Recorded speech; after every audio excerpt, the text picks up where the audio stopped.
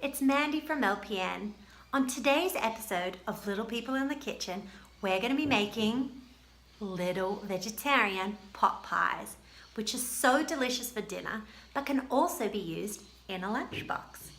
Now, before we get to our stations, I want to make sure that you remember you can pause this video at any time while we're cooking if you need a little bit more time. Now, have you washed your hands? Tick. All right, let's get to our stations and make sure we've got all of our ingredients and smallwares ready to go. All right, chicken lickens, we're at our station. Have you got your ingredients ready? I've got my mushroom, I've got some olives, I've got a herb, which is a basil, I've got some canned lentils, I've got some canned diced tomatoes, and on the side, I've got my puff pastry and some milk. For our utensils, we need spoons for the communal ingredients. We need our kid-friendly cutting knife. We need our pot to be able to put the ingredients in. We also need a cutter of some particular shape that's bigger than our pot so that we can cut our beautiful puff pastry. And if you like, you can have a special little brush to paint on the milk. Sometimes I use my fingers. All right, let's go. So what we're going to do first is chop up our mushroom. Make sure when you're cutting that you always keep your knife down. We don't want to put it up in the air because we could stab ourselves in the eye or our neighbor. We chop up our mushrooms as finely as we can. Finely means really, really small. And you just keep on chopping, keep on chopping, keep on chopping. Hey, do you know where mushrooms grow?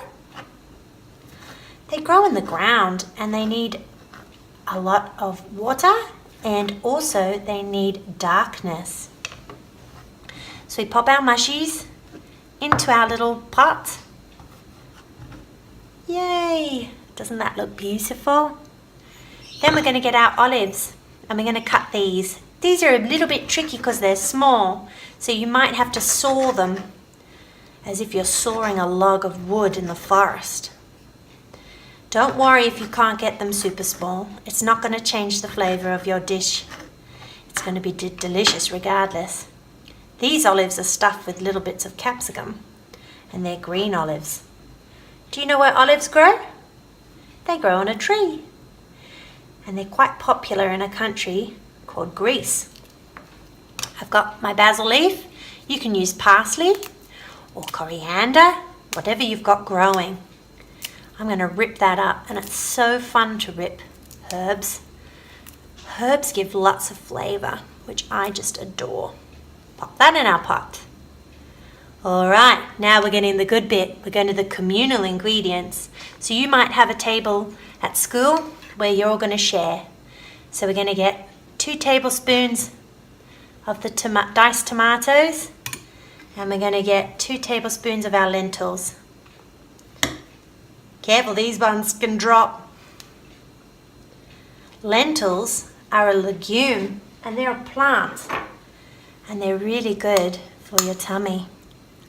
Then we're literally going to mix this up with our spoon so they're all mixed in together.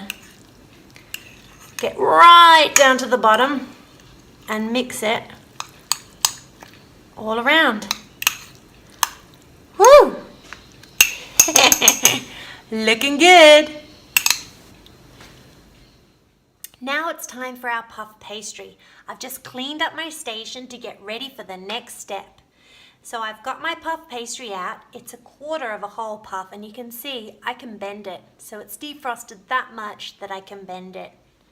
What I'm going to do is I'm going to take my spoon out. I'm going to get my cutter and I'm going to place it down over my puff. I'm going to push, and shimmy it around. Because then what I get is a beautiful circle.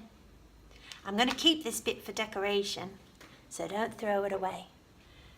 We pop it onto our little ramekin and we pinch him all the way around. Do you know the song 4 and 20 Blackbirds? 4 and 20 blackbirds. I never remember the words. Ask your teacher to find the song. All right, that's all covered. Can you see? And I've pinched it around so it doesn't disappear. Then I'm going to use these leftovers, and my name is Mandy. So I'm going to try and make an M. What's your name? And what letter does it start with? So I'm going to make it into a little log and I'm going to roll it a little bit. Ooh, or you could make a little flower or a love heart perhaps. And this is a really good way for you to be able to tell whose is whose. So I'm going to put mine on there. M for Mandy. Woo! Then what I'm going to do is I'm going to do a little stab in there to make sure I can let the heat out while it's cooking, otherwise the puff pastry will rise too high. Then we're going to give it a little bit of a paint. You could do this with your fingers if you didn't have enough brushes. Shake it all around. And the reason we do this is because the milk kind of makes it nice and shiny and helps with the colouring of the puff pastry because of the sugars, which is lactose in cow's milk, will brown. They go browner quicker. So for instance, if you're toasting some raisin toast versus some regular toast, your raisin toast will go brown quicker because of the sugars within the bread from the fruit.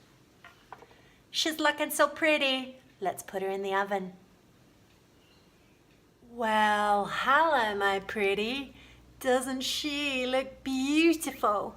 Just be careful because the ramekin can still be quite hot for a long time. Now, and the insides too, of course. You can peel off bits. Ooh, look at that steam. My beautiful M. And then I dig inside. And what do I find? Beautiful, delicious, woohoo, vegetarian little pot pie. And I can eat it. And I can dip it. It's very hot, so be careful. But enjoy making your pot pie. Thank you.